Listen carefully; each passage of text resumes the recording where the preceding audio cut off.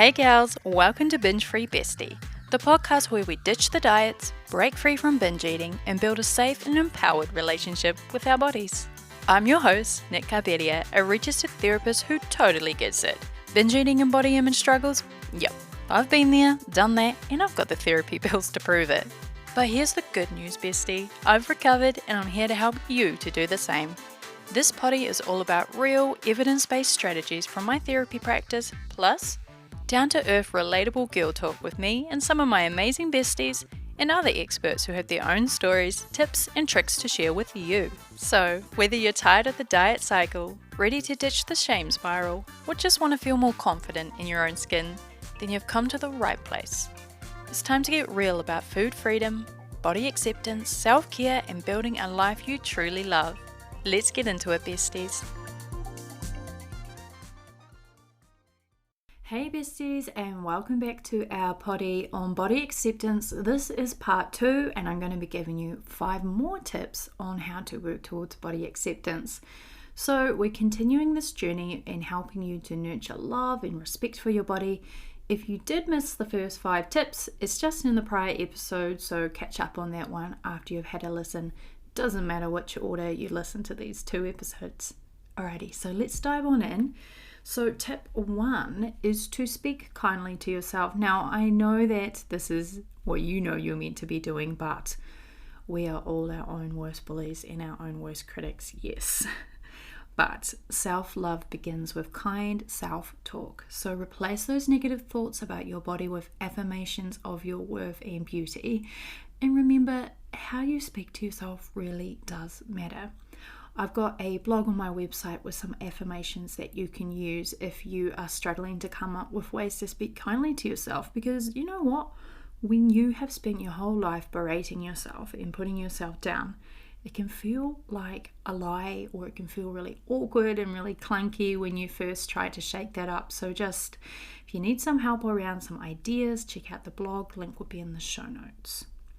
Next tip is to do a closet cleanse or a wardrobe cleanse.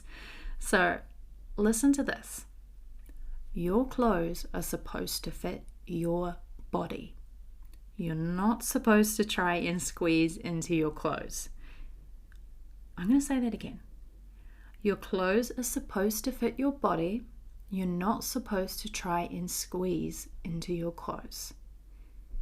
I know you've probably heard that saying before too, and it is going to stand the test of time. It is so flippin' true.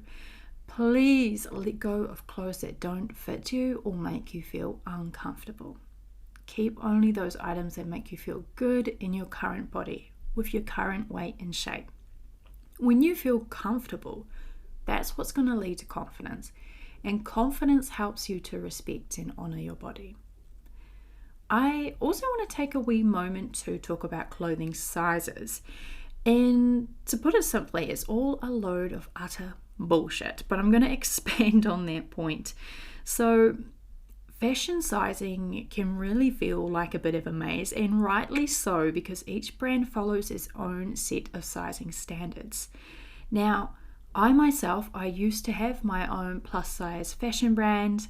It was an activewear brand called Lula Collective. I had that about a year and a half ago. And I know firsthand from being a fashion brand owner and working directly with manufacturers to put my garments together, that the size tags on clothing, they make you believe that they hold some inherent meaning. But the truth is very, very far from it. So size charts, they vary very widely between brands, and you probably experience this when you go into those chain stores, that you might be a size 12 in one brand, but in another store you're trying to squeeze into jeans that are a 14 or maybe even a 16. In these sizes, they're often based on fit models that represent a narrow range of body types. So that leaves many people like us feeling super frustrated when our bodies just don't conform to these standards. So what I'm saying is the pieces in those stores have been based around one fit model's body, And she doesn't represent the diversity of body shapes and sizes out there in the real world. So please, instead of fixating on size tags, it's really crucial to prioritize your comfort and how clothing feels on your body. You are unique, and finding pieces that make you feel comfortable and confident and empowered is actually what matters. So I want to invite you to find your power and claim it back from the fashion industry. Maybe now's the time for you to embrace the diversity of your body, and maybe now's the time to focus on finding styles that celebrate your individuality. Who gives a crap about the number on the size tag? It does not define you or your worth, okay? Dressing for the body that you have now, it really boosts your confidence and is going to help you to move towards body acceptance.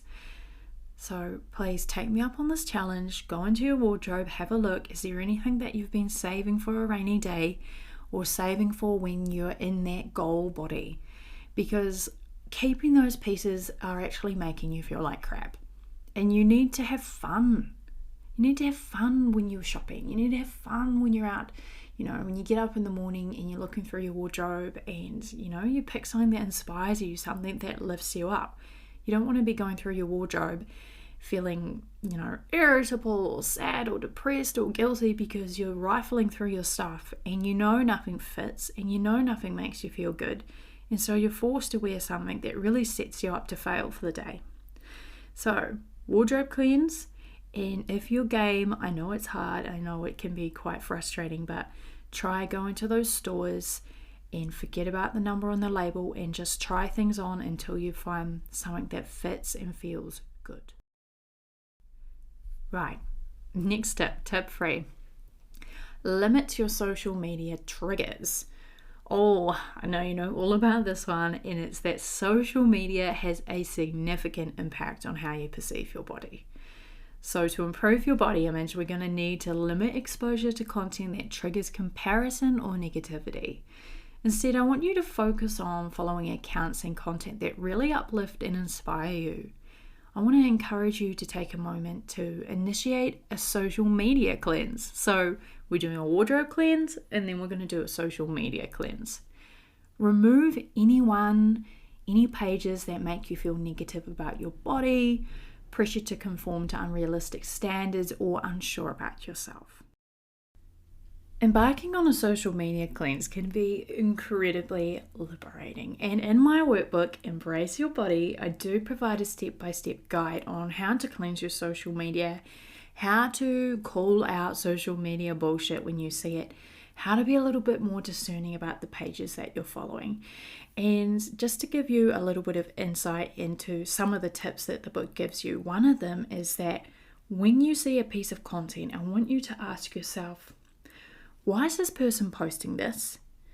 Who are they posting this for? Is this a sponsored post? What are they getting out of it? What's their intention?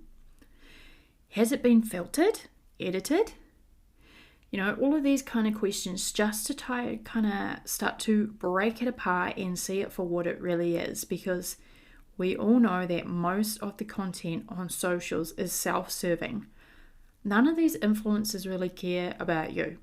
Sure, there are good ones on there, there's good beans, but on the whole, most people are there to make money, they're there to market to you, and sometimes we can forget that.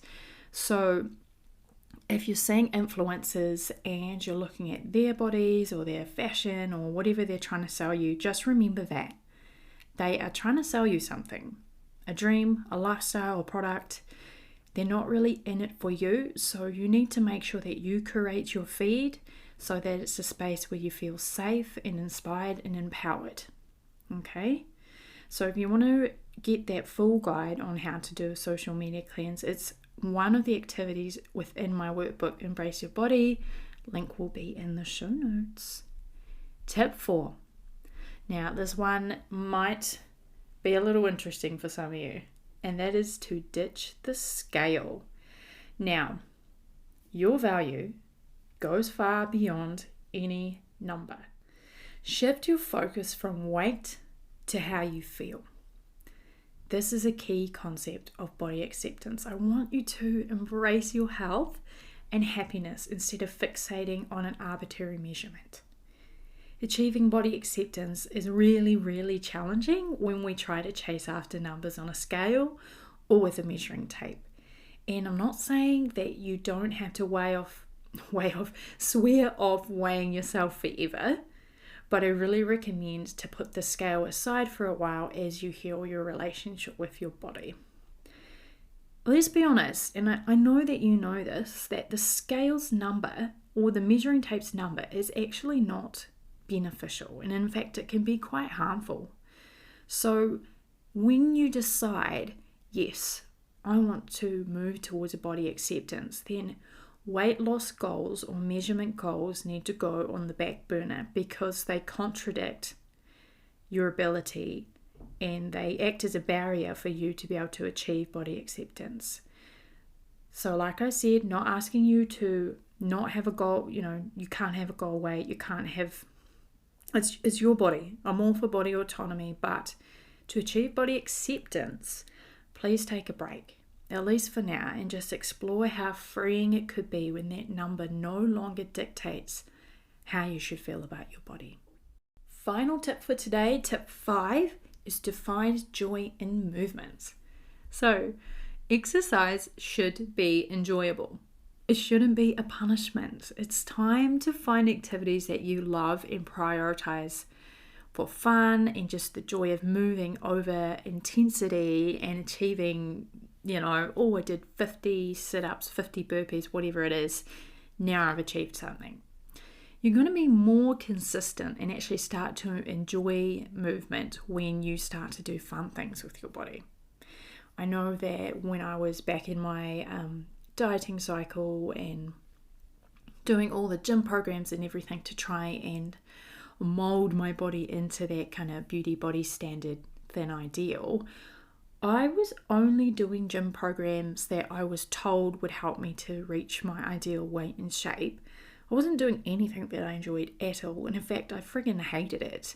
I was going to one of those cult gyms, which I'd love to name and shame, but I don't know if I can get away with that. But it was one of those ones where you go in a group, you go 5 times a week, you do an 8-week challenge, and it was a really high intensity, HIIT class, and the trainers yell at you and you push yourself beyond your limit and you sweat and you struggle and you push your body beyond, what you should probably be doing. They don't care about your body, your limitations, your energy levels, any past injuries, anything like that. And I did that for a while and I ended up absolutely hating exercise. Absolutely hating it. It was a punishment. And it took me a really, really long time to come back to movement and not move purely to try and lose weight. So I've got a wee reflection question for you. What kind of movement did you love doing as a kid? What did you love doing as a kid? Do you remember when you were little and you used to do like monkey bars and run around on the playground and playing tag? We used to move so much, but of course we never saw it as exercise, did we? It was never a punishment. It was just moving your body and having fun. So I was reflecting on this, and for me, I absolutely loved rollerblading. And so the other weekend, my hubby and I, we each bought a pair of rollerblades, and we live down by the sea, and there's this really cool stretch of footpath that goes alongside the water. And so now on the weekends when the sun's out, we put on the rollerblades and we just skate up and down next to the water.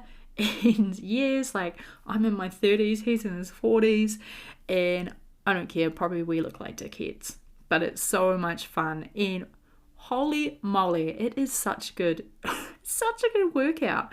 But it's also not about that. We're laughing, we're kicking our feet around, we're moving, we're out in the sun, we're by the ocean, and apparently couples who sweat together stay together. But that's not going to be the case when we're doing things that we both despise and hate. So have fun with your movement, have a bit of a ponder. What did I used to do when I was a kid that I really enjoyed? Could be rollerblading, could be trampolining, could be ice skating, could be the monkey bars. Like, who's to say you can't go down to the local playground and just have fun? And you don't need to take kids with you. You know, like, we just have put so many rules around movement and it's ridiculous. So let yourself have fun with your body. All right, so besties, loving and accepting our bodies, it's a journey that is so worth taking. Surround yourself with positivity, embrace self-compassion, and remember, you deserve to feel confident and you deserve to feel comfortable in your own skin. I hope these 5 tips have empowered you to continue your path with body acceptance and self-love. Show notes will have more resources, so come over also and find me on socials because I want to connect with you. I always create content and it's all tips and tricks, little insights into my life, behind the scenes, things like that. So please come over and find me. Let's chat again soon, besties. Ciao. Alright besties, that's a wrap for this episode. If you're feeling fired up and ready to dive deeper, let's chat about how you can keep the momentum. First up, you can of course find me on all your socials at Binge Free Bestie for daily inspo, more strategies, and a healthy dose of body positivity. Next, if you're looking for besties who get your food freedom and body acceptance journey, then don't look any further than the Self-Love Squad. This is our online community where we celebrate each other's wins, share struggles, and offer a safe space for growth. Membership includes monthly group coaching calls with me, weekly challenges, mindfulness and yoga workshops, plus heaps more. So if you're ready to find your new besties, then come and join us. Link is in the show notes. Alright besties, that's it from me today. If this episode has been helpful, then please hit that subscribe button. And if you're feeling extra kind, then consider leaving me a review on your fave platform. Remember, you're worthy of food freedom and body peace. Please take care of your beautiful self, and I'll catch you next time for another empowering episode. Ciao!